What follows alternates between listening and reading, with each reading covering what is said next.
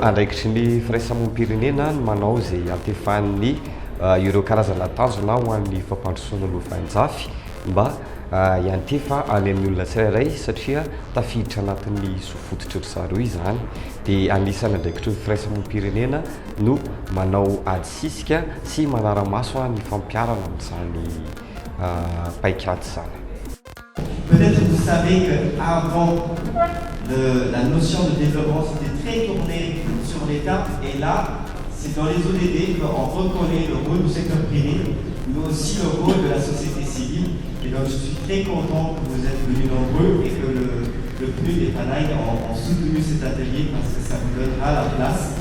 que vous méritez en tant que partenaire du développement.